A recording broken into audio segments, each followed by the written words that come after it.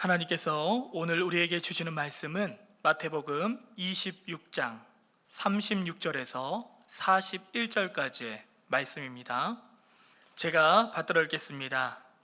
이에 예수께서 제자들과 함께 겟세마네라 하는 곳에 이르러 제자들에게 이르시되 내가 저기 가서 기도할 동안에 너희는 여기 앉아 있으라 하시고 베드로와 세베대의 두 아들을 데리고 가실새 고민하고 슬퍼하사 이에 말씀하시되 내 마음이 매우 고민하여 죽게 되었으니 너희는 여기 머물러 나와 함께 깨어 있으라 하시고 조금 나아가사 얼굴을 땅에 대시고 엎드려 기도하여 이르시되 내 아버지여 만일 할만하시거든 이 잔을 내게서 지나가게 하옵소서. 그러나 나의 원대로 마시옵고 아버지의 원대로 하옵소서 하시고 제자들에게 오사 그 자는 것을 보시고 베드로에게 말씀하시되 너희가 나와 함께 한 시간도 이렇게 깨어 있을 수 없더냐. 시험에 들지 않게 깨어 기도하라. 마음에는 원이로되 육신이 약하도다 하시고. 아멘. 여러분, 오늘 함께 나눌 말씀의 제목은 시험에 들지 않게 깨어 기도하라입니다. 여러분, 기도란 무엇인가요?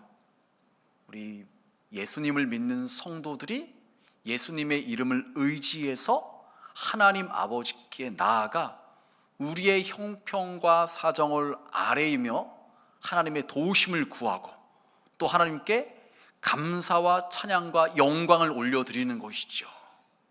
찬양대의 찬양처럼 우리의 연약함, 부족함 다 고백하며 나갈 때 하나님께서 우리의 힘이 되어주시는 것을 경험하는 것이죠. 여러분, 그래서 성도들은 깨어 기도해야 될 줄로 믿습니다.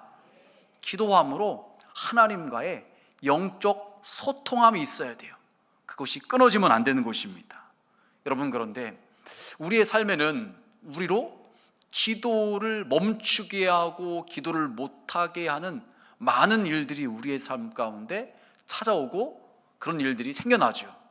그렇다고 할지라도 우리는 그런 것들 때문에 기도를 멈추는 자가 아니라 그런 것을 뛰어넘어서 다시 우리의 마음을 하나님께로 향하고 기도해야 되는 것입니다. 그럴 때 우리 가운데 함께 하셔서 역사하시는 그 하나님의 도우심을 얻을 수가 있는 것입니다. 여러분, 오늘은 기도에 대해서 함께 생각해볼 은혜를 나누려고 하는데요. 그렇다면 우리는 구체적으로 왜 기도해야 될까요? 오늘 첫 번째 말씀인데요, 고난을 이기고 시험에 들지 않기 위해 기도해야 합니다. 여러분, 한번 이런 질문을 드려볼게요. 작년 한 해 한 번도 고난이 없었다든지 시험이 없었던 분 계신가요? 한번 손 좀 번쩍 들어 보실래요? 네, 드시는 분이 없는 것 같아요. 그래, 우리의 인생이 그런 것 같죠. 나는 평안하고 아무런 문제가 없길 바라지만 내 의도와 상관없이 우리의 삶에는요, 이런저런 크고 작은 고난이나 시험거리가 찾아오게 됩니다. 그런데 중요한 것은 그렇다 할지라도 우리가 깨어서 기도하고 있으면요, 그것을 뛰어 넘어갈 수가 있는 거예요. 잘 통과할 수가 있는 것이죠.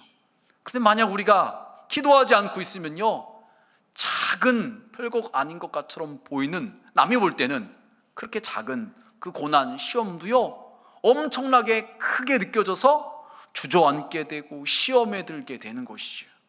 하지만 기도하고 있으면요, 큰, 남이 볼 때는 엄청나게 큰 시험이고 고난거리인데 아이고 저분 어떻게 해야 되나, 어떻게 하나 막 걱정되는데 당사자는 기도하고 있다 보니까요 수월하게 그것을 넘어가는 것을 우리가 보게 되는 것입니다. 그래서 예배에 오신 우리 중앙의 모든 성도님들은 2026년 한 해 깨어 기도하는 가운데 고난도 시험도 잘 넘어갈 수 있는 우리 모두가 되시길 주님의 이름으로 축복합니다. 여러분, 이 고난과 시험 관련돼서 세 사람의 인물을 한번 생각을 해보려고 합니다. 먼저는 야곱, 그 다음에 에스더, 그 다음에 예수님인데요, 야곱에 대해서 우리가 너무 잘 알고 있죠. 야곱은 형 에서의 발 뒤꿈치를 잡고 나온 자라고 해서 속이는 자, 사기꾼, 그런 이름의 뜻이 있는데 정말로 그의 삶이 그랬죠. 아버지를 속이고 형을 속여서 대신 형 에서가 받을 축복을 본인이 다 받아버렸어요. 그래서 그 일로 인해서 형 에서가 너무 화가 나서 아버지 연세가 많으시니까 아버지가 돌아가시면은 내가 저 야곱을 가만두지 않겠다, 죽여버리겠다, 그런 마음을 먹었어요. 근데 그것을 어머니 리브가도 알고 당사자인 그 야곱도 알아서 결국에는 잊지 못하고 외삼촌 집으로 피난을 갑니다. 도망을 가요. 근데 도망갈 때는 며칠 있으면 시간 좀만 지나면은 형의 마음이 풀려서 집으로 다시 올 줄 알았는데 그 시간이 무려 20년 동안의 시간을 보내게 됩니다. 그런데 그 20년의 시간 동안 외삼촌이 좀 잘해줘서 참 위로해주고 잘 품어주고 그랬으면 여러분 얼마나 좋겠습니까? 이 외삼촌이요 야곱보다 더한 사람이에요. 자신의 이익을 위해서 조카를 속입니다. 품삯을 10번이나 속입니다.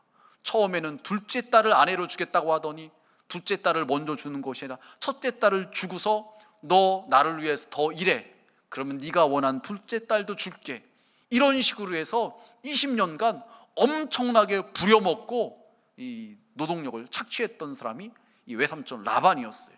그래서 야곱이 너무나 힘들어서 이제 20년의 시간을 마치고서 집으로 이제 돌아오려고 합니다. 근데 그 돌아오는 과정 가운데도 많은 어려움이 있었어요. 그런데 그 어려움 중에서 가장 큰 그 위기, 고난은 무엇이었느냐? 형 에서가 20년이 지났음에도 불구하고 아직도 여전히 마음이 풀어지지가 않았습니다. 그래서 성경이 뭐라고 말하냐면요, 창세기 32장 6절에 보니까 이렇게 말을 해요. 다 함께 봉독하시겠습니다. 사자들이 야곱에게 돌아와 이르되 우리가 주인의 형 에서에게 이른즉 그가 400명을 거느리고 주인을 만나려고 오더이다. 아멘. 여러분, 형에게 먼저 사람들을 보냈어요. 사자를 보내서 형에게 예물을 줬어요. 쉽게 말해서 뇌물을 준 거죠. 좋은 것들을.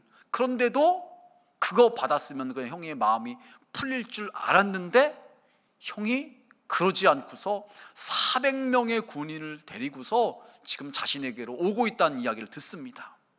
야곱이 얼마나 두렵겠습니까? 걱정이 되겠습니까? 본인뿐만 아니라 이제 나의 가족들이 다 죽을 수도 있겠구나. 그동안 하나님께서 축복해 주셔서 재산이 많아졌는데 그것도 다 탈취를 당하겠구나. 걱정이 되는 거죠. 그래서 야곱이 그 이야기를 듣고서 나름대로 머리를 쓰면서 이런 방법 저런 방법 다 동원을 합니다. 그런데 그래도 안 될 것 같으니까 마지막으로 야곱이 한 것이 무엇이냐? 하나님께 기도하는 것이죠. 어떻게 기도했는가요? 여러분 32장 24절에 보면 이렇게 말을 합니다. 야곱은 홀로 남았더니 어떤 사람이 날이 새도록 야곱과 씨름하다가. 여러분, 야곱은 이런 방법 저런 방법 다 동원했지만 그래도 안 될 것 같은 거예요. 불안한 것입니다. 걱정이 되는 것이에요. 그래서 야복 강가에서 하나님과 홀로 날이 새도록 씨름하듯이 그렇게 기도를 합니다. 여러분, 씨름할 때 삿발을 매잖아요. 그리고 상대방의 삿발을 꽉 움켜쥡니다. 그리고 온 힘을 쏟아서 씨름을 하게 되는 것이죠. 마치 지금 야곱은 그렇게 씨름 선수가 씨름하듯이 온 힘을 다해서 전심으로 하나님께 기도한다는 것이에요. 어떤 마음으로요? 나를 도와주지 않으면, 나를 축복하지 않으면 내가 놓지 않겠습니다. 내가 기도를 멈추지 않겠습니다. 그 마음으로 전심전력을 다해서 기도했다는 것입니다. 그랬더니 성경 말씀에 보니까 하나님께서 야곱을 축복하셨다는 거예요.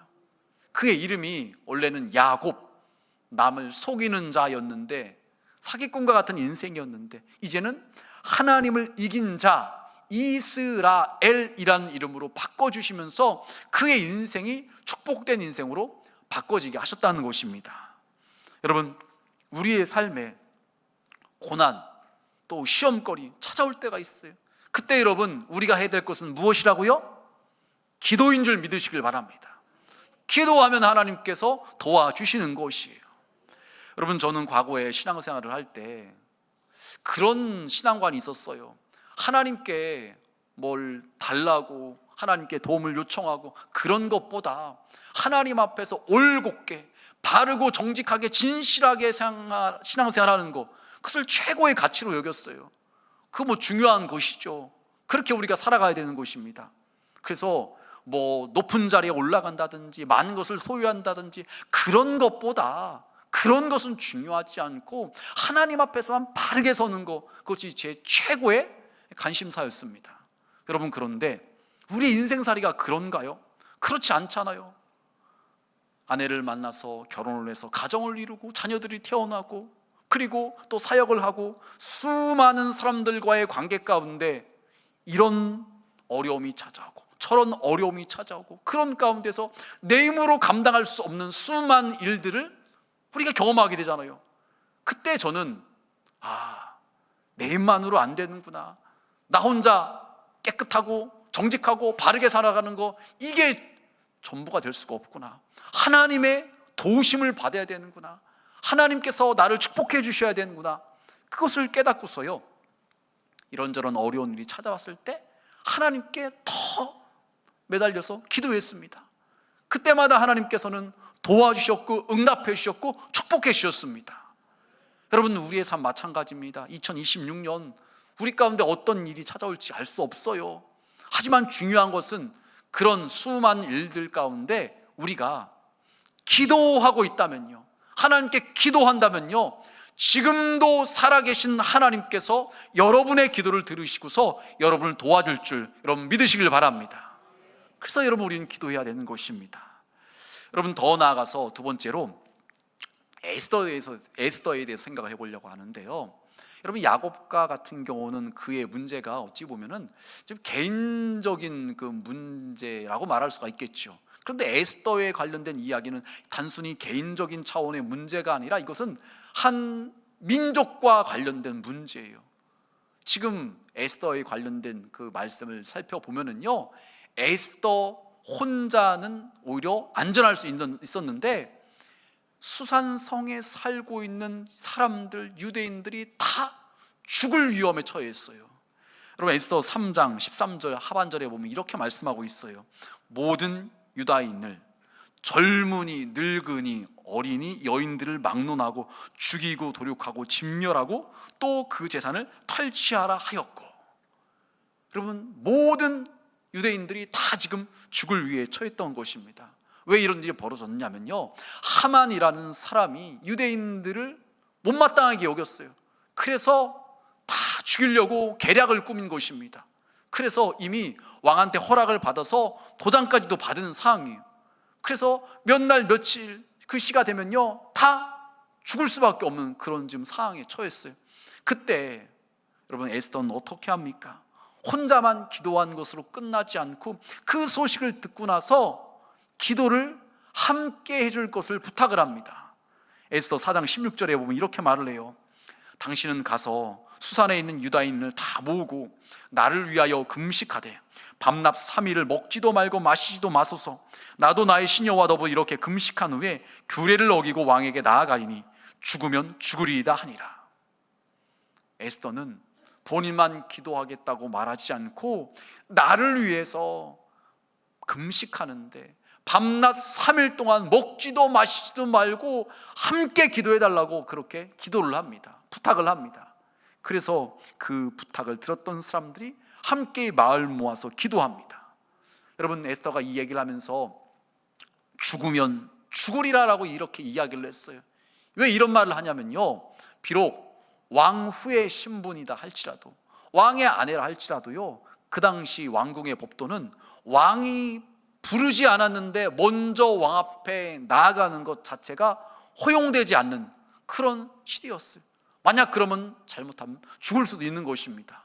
그런데 에스더는 그걸 모르는 것이 아니라 알면서도 혹시 그런 일이 벌어질지라도 내가 그것을 각오하고 왕 앞에 나아가서 우리 민족을 좀 살려달라고 그렇게 간청하겠다, 그러니 나를 위해서 기도해달라고 부탁을 한 것입니다.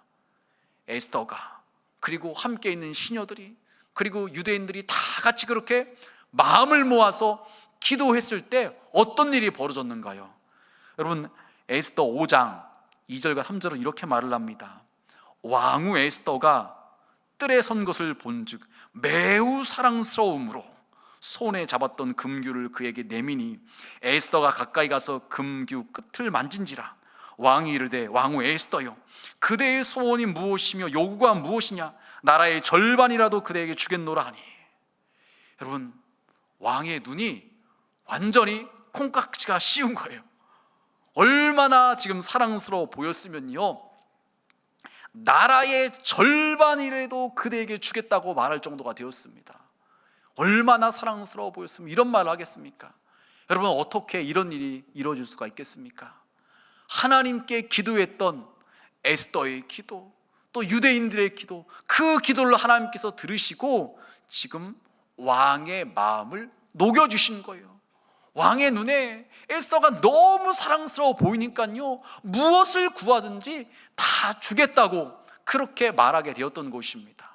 그래서 결국 유대인들은 한 명도 죽지 않고 다 살게 되었고, 유대인들을 죽이려고 했던, 계략을 꾸몄던 하만이라는 사람은요, 본인이 유대인들을 죽게 하려고 장대를 준비했는데 그 장대에 본인이 달려서 죽게 됩니다. 여러분, 이것을 통해서 우리는 다시 한번 기억해야 됩니다. 내 개인적인 어려움뿐만 아니라 더 큰 가족적인, 또 어떤 직장적인, 사업적인, 또 공동체적인, 나라와 민족, 우리 교회, 이런 큰 단위의 어려움이 찾아왔을 때 우리는 나 혼자만 기도한 것으로 끝나는 것이 아니라 그 구성원들에게 같이 이야기를 해서 함께 기도하는 것이 필요한 것입니다. 우리가 함께 마음을 모아서 기도할 때 하나님께서는 그 기도를 들어주셔서 우리의 공동체 가운데 은혜를 베풀어 주시는 것입니다. 여러분, 우리가 작년까지 계속해서 기도했던 기도의 제목이 있었죠? 용화성전의 매가. 언제 이루어질지 몰랐어요. 하지만 우리가 마음을 모아서 그렇게 기도했을 때 하나님께서는 갑작스럽게 그 일이 진행되게 하셔서 순식간에 그 일이 다 은혜 가운데 해결되게 되었습니다. 여러분, 여러분의 가정, 직장, 사업장, 우리 교회, 어떤 고난과 어려움이 찾아온다 할지라도요, 우리가 함께 마음을 모아서 기도한다면요, 그 기도를 하나님께서 들으시고 응답하시는 줄 여러분 믿으시길 바랍니다.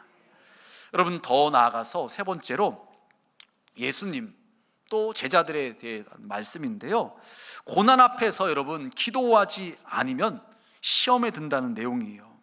여러분, 예수님께서 제자들과 함께 겟세마네에 가셨는데 그 중에서 3명, 베드로, 야고보, 요한, 이 세 제자들을 따로 또 떼어서 데리고 가셔서 근거리에서 기도하게 하십니다. 그런데 예수님께서 그들에게 뭐라고 말씀하시냐면요, 이 마태복음 26장 38절 이렇게 말씀을 하세요.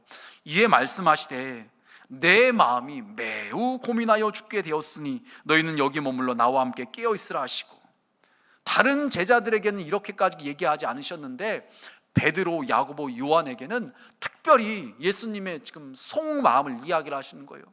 얘들아, 내가 너무나 괴로워 죽겠어. 나 어찌할 바를 모르겠어. 나 마음이 너무 힘들어. 그러니 여기서 나와 함께 나를 위해서 기도해줘. 이렇게 부탁을 하시는 것입니다. 얼마나 힘드시면 예수님께서 이렇게 말씀하셨겠습니까? 여러분, 예수님의 그 전까지의 모습은 어떤 모습이셨는가요? 하나님의 말씀을 전하실 때 일반 랍비들과는 다른 권세와 능력 있는 말씀으로 인해서 수많은 사람들이 예수님께 몰려들어서 그 말씀을 들었잖아요. 그리고 병든 자를 위해서 기도하실 때마다 병든 자가 고침받고, 귀신에게 명할 때마다 귀신이 떠나가고, 이렇게 능력 있고 당당하셨던 그 예수님께서 지금은 너무나 초라해 보이는 것 같은, 연약해 보이는 그런 모습을 보이시면서 내 마음이 고민하여 심히 죽게 되었다고 이렇게까지 말씀을 하십니다. 그러니 이런 말을 들은, 이런 부탁을 들은 베드로, 야고보, 요한이 기도 안 했겠습니까?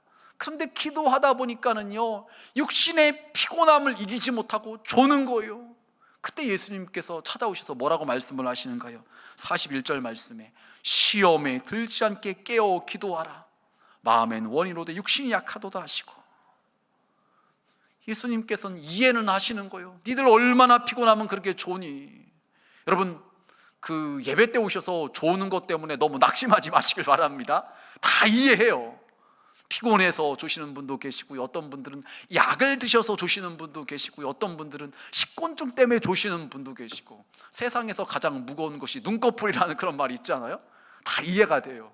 혹시 옆에 분이 존다고 너무 이렇게 민망하게 그렇게 뭐라고 하지 마시기 바랍니다. 제자들도 지금 육신의 피곤함을 이기지 못하고 졸았어요. 그런데 중요한 것은요, 이해는 되는데 그렇게 졸다가 기도하지 않으면은요 시험에 들다는 거예요. 시험에. 이게 문제인 거죠. 그래서 예수님께서 지금 시험에 들지 않게 깨어 기도하라고 말씀을 하시는 것입니다. 여러분, 그래서 예수님 같은 경우는 기도를 하셨기 때문에 시험에 들지 않고 기도를 마치시고서 일어나 가자, 제자들에게 당당하게 내가 십자가 지러 가겠다, 그렇게 말씀을 하셨어요. 그런데 제자들은요 두려워서, 죽음이 두려워서 결국 예수님을 부인하고 예수님 곁을 다 떠나게 됩니다. 시험에 든 거죠. 여러분, 우리가 깨어 기도해야 되는 이유가 무엇입니까?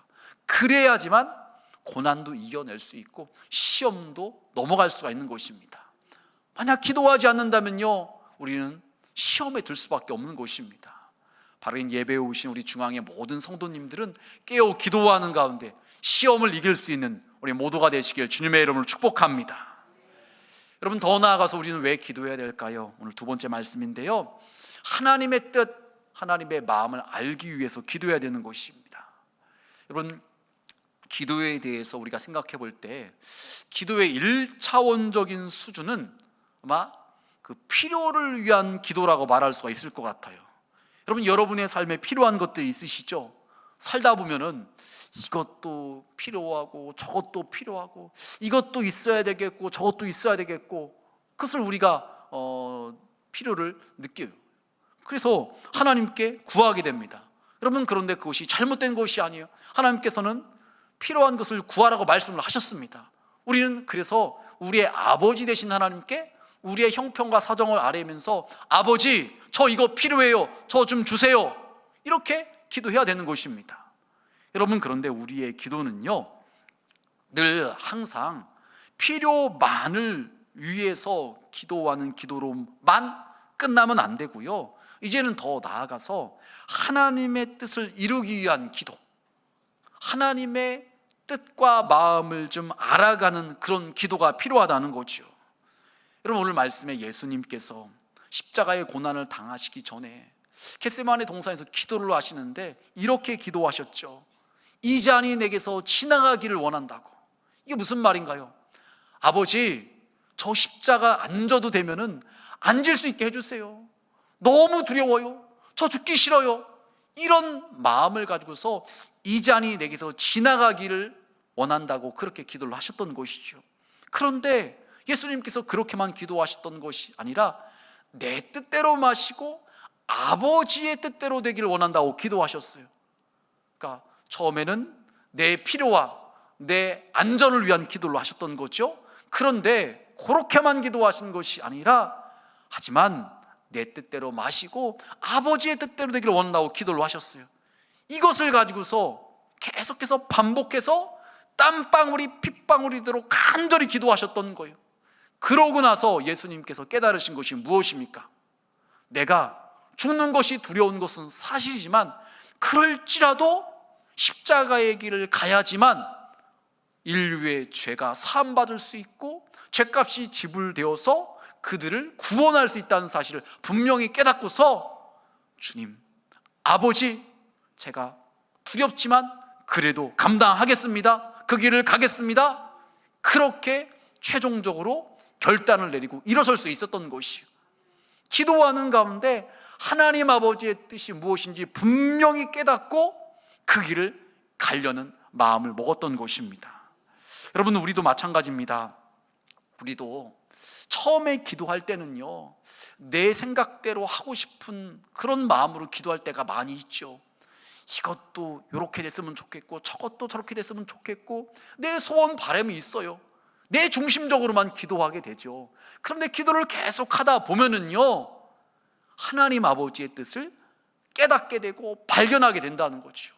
기도하는 그 시간에 하나님의 마음을 우리 가운데 하나님께서 부어주셔서 하나님의 마음으로 살아가게 하신다는 것이죠. 여러분, 그런데 때로 간혹 우리가 한 번쯤은 경험했을 일인데, 우리가 내 생각을, 내 욕심을 하나님의 뜻으로 착각하는 경우가 있죠. 왜 이런 일이 벌어집니까? 내 생각을 내려놓지 않고 내 생각으로, 내 욕심으로 충만한 가운데 기도한다면요, 기도는 한다고 하지만은 기도 끝나고 나서 그래, 이것이 하나님의 뜻이야 라고 말을 하는데 결국 그것이 하나님의 뜻이 아니라 내 욕심, 내 생각이었던 것입니다. 여러분, 그래서 우리가 정말로 하나님의 뜻을 온전히 알기를 원한다면요, 내 생각, 내 욕심을 먼저 내려놓아야 돼요. 그런 다음에 정말로 하나님의 뜻을 구해야 되는 것입니다. 하나님, 제가 어떻게 해야 될까요? 무엇이 하나님께서 기뻐하신 일입니까? 어떻게 하는 것이 하나님께서 원하시는 것입니까? 이렇게 여쭤보면서 기도할 때 하나님께서 우리에게 하나님의 마음을 부어주시고 하나님의 뜻을 알게 하시는 것입니다. 여러분, 그래서 우리는요, 계속해서 기도를 멈추지 말고 하고 있어야 되는 것입니다. 그래야지만 나를 향한 하나님의 뜻, 우리 가정을 향한 하나님의 뜻, 우리 교회를 향한 하나님의 뜻을 잘 발견할 수가 있는 것입니다. 여러분, 마지막으로 세 번째, 우리는 왜 기도해야 될까요?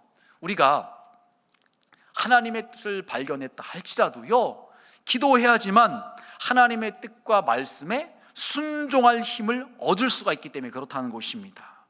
여러분, 우리는 신앙생활하면서 어떻게 살아가는 것이 하나님께서 기뻐하시는 것인지 다 압니다. 자기를 부인하고 자기 십자가를 지고 주님을 따라간다는 거, 신앙생활을 몇 년 한 분들이라면 다 알아요. 그런데 정작 그런 상황이 찾아왔을 때 내 자신을 부인하지 못합니다. 주님께서 나에게 맡겨진 십자가를 갖다가 외면하게 됩니다. 이것이 우리의 연약함인 거죠. 머리로는 알아요. 어떻게 살아가야 되는지 압니다. 하나님 말씀에 순종해야 된다는 거 압니다. 하지만 우리가 막상 그 상황에 처했을 때 회피하게 돼요. 외면하고 싶습니다. 굳이 손해보고 어려움 당하고 싶지 않은 것이 우리의 연약함인 것이죠. 여러분, 그래서 우리가 기도할 때 하나님께서 우리에게 순종할 수 있는 힘을 주셔서 주님의 뜻을 이루는 자가 될 수 있다는 것입니다. 여러분, 쉬운 예로 이런 거죠. 작년 한 해 내가 감사를 잘 못했던 것 같아요. 감사보다는 원망 불평 많이 했던 것 같아요. 그래서 2026년엔 내가 그러지 말아야지, 하나님께 더 감사해야지, 그렇게 마음을 먹었어요.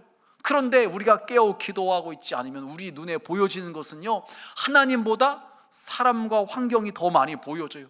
그러면은 비교하면서 투덜거리고 원망 불평하고 짜증내고, 이게 이제 우리의 모습이 되어지는 거죠. 또한 전도하기로 다짐했어요. 내가 작년에는 전도 못했는데 올해는 전도해야지, 그렇게 마음을 먹었는데 막상 기도하지 않고 있으면요, 전도 대상자를 만났을 때 전도하는 것이 주저주저하게 되고 괜히 안 좋은 소리 들을 것 같고 겁이 나고, 그래서 전혀 입도 뻥끗 못하게 되는 것입니다. 여러분, 그래서 우리는요, 기도하고 있어야 되는 것입니다. 기도하고 있을 때 주님의 뜻을 따를 수가 있고 하나님 말씀에 순종할 수 있는 것입니다. 여러분, 사도행전 2장에 보면은 제자들이 예수님께 승천하신 이후에 마가의 다락방에 함께 모여서 기도하죠. 기도하다가 성령의 충만함을 받습니다. 그러자 그들이 권능을 힘입어서 담대하게 복음을 전합니다. 그 당시 예루살렘에는요, 절기를 지키기 위해서 전국에 흩어져 있는 사람들이, 또 다른 나라에 있던 사람들까지도 하나님을 섬기는 자들은요, 예루살렘에 다 모여 있었어요. 수많은 사람들이 있었던 거죠. 그런데 성령 충만함 받자 제자들은 본인들도 모르는 다른 나라 말로 그들에게 예수님을 전하는 거예요. 우리로 말한다면 영어 전혀 못하는 사람은 영어로 막 예수님을 전하게 되고, 러시아 말 못하는 사람은 러시아 말로 전하게 되고, 일본말 전혀 모르는 사람이 일본말로 막 복음을 전하고, 그들이 어떻게 이렇게 할 수 있었을까요? 여러분, 그 당시 상황은 예수님께서 십자가에 못 박혀 돌아가시고 부활하시고 승천하신 지 얼마 안 지났을 때예요. 그러니까 여전히 예수님을 십자가에 못 박아 죽인 사람들이 힘을 가지고 있었을 때요. 그들에게 권세가 있는 때였어요. 그러니 그들에게 잘못 보이면은, 잘못 보이는 사람은 또 붙잡혀가고 매질당하고 잘못하면 죽을 수 있는 것입니다. 제자들이 그런 것을 모르는 것이 아니에요. 그럼에도 불구하고 어떻게 제자들은 그 전에는 두려워서 다 도망갔고 예수님 모른다고 했고 문 꼭꼭 닫고 숨어 있었는데 어떻게 이제 180도로 바뀌어져서 그렇게 당당하게 죽음도 두려워하지 않고 예수님을 전하는 사람이 될 수 있었겠습니까? 그들이 기도했기 때문에 그렇던 것입니다. 깨어 기도하고 있으니까 기도하는 그들에게 성령의 충만함이 임해서 담대하게 힘있게 예수님께서 하나님의 아들이시다, 예수님께서 바로 구약 성경에 예언된 바로 그 메시아 그리스도다라고 분명하게 전할 수 있게 되었던 것입니다. 여러분, 우리의 신앙생활, 어떤 때는 우리의 믿음이 너무나 좋을 때가 있죠. 은혜 충만, 성령 충만할 때가 있습니다. 자신의 목숨까지도 아끼지 않고 주님께로 내어드릴 것 같은 그런 상태일 때가 있어요. 하지만 그런 때가 늘 그런가요? 아니죠. 어느 때는요, 믿음이 바닥을 쳐서 마치 예수 안 믿는 사람과 같은 말과 행동할 때도 있잖아요. 여러분, 그런 때는요, 하나님의 뜻을 알아도 순종하기가 어려운 거예요. 순종할 수 있는 힘이 없는 것입니다. 몰라서가 아니라 알매도 불구하고 그 말씀대로 살아갈 수 있는 힘이 나에게 없는 것입니다. 여러분, 그렇지만 우리가 우리의 연약함을 하나님께 아뢰이며 우리의 부족함을 하나님께 다 고하며 하나님의 도우심을 구할 때 그 기도하는 그 시간, 하나님께서는 우리에게 힘을 주시는 것입니다. 그래서 연약한 우리를 붙잡아 주시고 우리로 다시 일어나게 하시고 순종할 수 있는 힘을 더하여 주시는 것입니다. 지난 금요일에 엘리야에 관한 말씀을 나눴습니다. 엘리야도 우리 일반 사람들과 성정이 같은 연약하고 부족함을 느끼는 사람이었어요. 하지만 기도하고 있는 그를 하나님께서 붙잡아 주셔서 다시 일어나게 하시고 그를 통해서 하나님의 일들을 이루어 가셨습니다. 여러분, 우리도 마찬가지입니다. 연약하고 부족해요. 하지만 우리가 하나님께 나아가 기도할 때 하나님께서는 우리에게 힘을 주셔요. 능력을 주시는 것입니다. 그래서 우리로 깨닫게 하신 그 하나님의 뜻, 하나님의 말씀을 우리를 통해서 이루게 하시는 것입니다. 여러분, 말씀을 정리하겠습니다. 예수님을 믿는 우리 성도들, 영적인 존재로서 깨어 기도하며 하나님과 영적인 소통을 해야 되는 것입니다. 그래서 성경은 곳곳에 기도하라 기도하라 그렇게 강조해서 말씀하고 계시는 거죠. 그렇다면 구체적으로 우리가 피부적으로 느끼기에 기도해야 되는 이유가 무엇일까요? 고난과 시험을 이기기 위해서, 시험에 들지 않고 낙심하지 않고 그것을 잘 통과하기 위해서 기도해야 되는 것입니다. 더 나아가 왜 우리는 기도해야 됩니까? 기도할 때 내 생각, 내 욕심을 내려놓을 수 있고 하나님 아버지의 뜻을 발견하고 하나님의 뜻을 알 수가 있고 하나님의 마음으로 우리 마음 가운데 부어지게 되는 것입니다. 더 나아가서 왜 우리가 기도해야 됩니까? 기도할 때 내가 깨달은 하나님의 뜻, 하나님의 말씀을 순종할 수 있는 힘을 얻게 되는 것입니다. 아무리 신앙생활을 오래 했어서 무엇이 하나님의 뜻인지 잘 분별한다 할지라도요, 막상 기도하지 않고 있으면요, 순종할 수 있는 힘이 없는 것입니다. 왜요? 마귀는 우리에게 찾아와서 눈으로 보여지는 것들을 통해서 시험하고 겁을 내게 만들고 주저앉게 만들고 그러는 것입니다. 그러나 우리가 기도하고 있을 때 하나님께서 힘을 주셔서 담대하게 하시고 힘있게 하여 주셔서 우리로 깨닫게 하신 그 말씀대로 살아가게 하시는 것입니다. 여러분, 2026년이 시작되었습니다. 여러분, 2026년 기도를 멈추지 마시길 바랍니다. 기도에 깨어 있으시길 바랍니다. 그렇다면 여러분의 삶에 어떤 고난과 시험거리가 찾아온다 할지라도 여러분은 그것을 뛰어 넘어갈 수가 있을 것입니다. 그리고 여러분 자신을 향한, 또 여러분 가정을 향한 하나님의 뜻을 깨닫게 될 것입니다. 그것만으로 끝나는 것이 아니라 이제는 여러분이 그 하나님의 뜻을 이루는데 쓰임받는 자가 될 것입니다. 여러분으로 순종케 하시는 힘을 주셔서 하나님의 뜻이 여러분을 통해서 이루어질 것입니다. 바른 예배에 오신 우리 중앙의 모든 성도님들 2026년 한 해 더 기도하시길 바랍니다.